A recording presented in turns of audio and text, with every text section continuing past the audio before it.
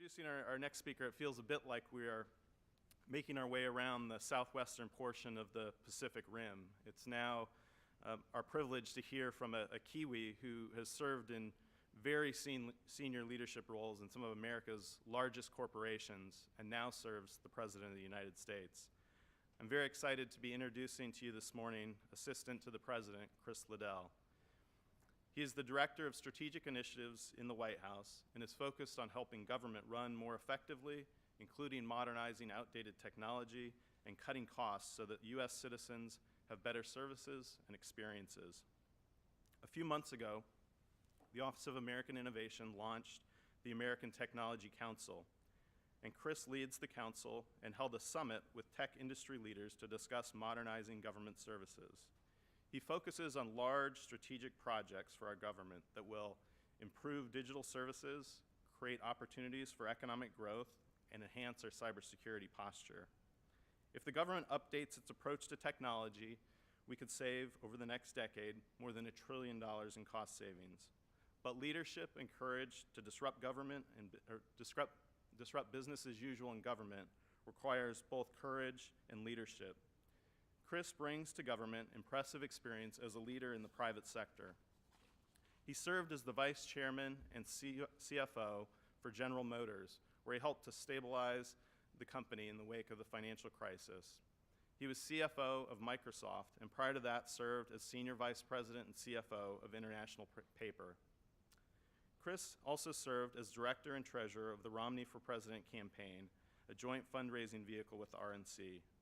I'm very much looking forward to hearing Chris's thoughts this morning. Please join me in welcoming to the podium Assistant to the President, Chris Liddell.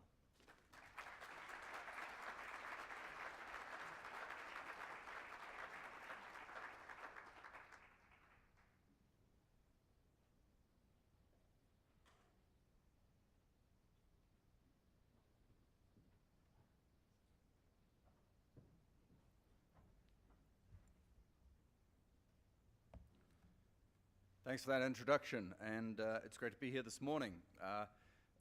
As a New Zealander originally, we don't like to pay homage to Australians, even though we sound a little the same. We're very different, but the Australians have been very progressive in this area. So it was great to hear Angus speak and reconnect after 20 years. Anyway, thanks to the organisers of this conference, and it's my pleasure to be here today to share some perspective from the White House Office of American Innovation. I'm excited to work with this community to help advance data-driven government through public-private collaborations like those happening today. I think one of the great things listening to Anish earlier is a lot of the themes that I'll talk about, he talked about as well. So there's a consistency, I think, between administrations that you should feel heartened and encouraged by. First, I'd like to take a moment, though, to describe the mission of the White House Office of American Innovation and how it relates to today's focus on open data. America has long led the world in technological advancement. American ingenuity has launched industries, created jobs, and improved quality of life at home and abroad. To help ensure that America remains that global innovation leader, the President created the White House Office of American Innovation, headed by Jared Kushner. The office brings together the best ideas from government, the private sector, academia, and other thought leaders to help solve the most difficult challenges facing our country. The Office of American Innovation is focused on implementing long-term policy objectives that support innovation, both in government and in the private sector.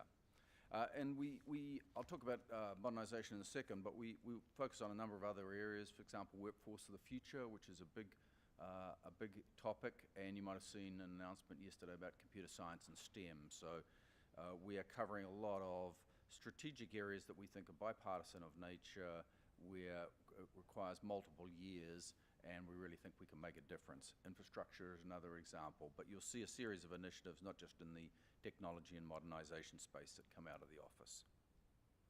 But one particular highlight is the focus on modernizing government services. The government should leverage the latest technology to make citizen experience as good as those offered by the private sector. So we have both a citizen-facing and an infrastructure aspect to what we're looking at inside the American Technology Council. Towards that end, in June, we hosted technology industry leaders to discuss modernizing government services. It was a remarkable day. I think we had just over $3 trillion of market value in the same room at the same time, which has never happened before, probably either in government or anywhere else. But in addition to the round table in the evening, the White House gathered some of the greatest minds of the generation. And you may have seen some of the photos of that, but we had some fantastic CEOs from the tech sector. We had them in rooms throughout the White House campus, so we had them there for 5 hours. They were working sessions, not just photo ops. And attendees were engaged in substantial working sessions focused on the overarching theme of modernizing the government. Topics ranged from leveraging cloud infrastructure, increasing the use of shared services, reforming the procurement policy, and many other areas of opportunity. So it was very broad-based and a wonderful day for those of us that were able to participate. In many ways, today's Data Transparency Conference is a continuation of those discussions and hopefully just a beginning of long-term collaboration and partnerships. Your insights today are helping to fill the gap in technological advancement between America's public and private sectors.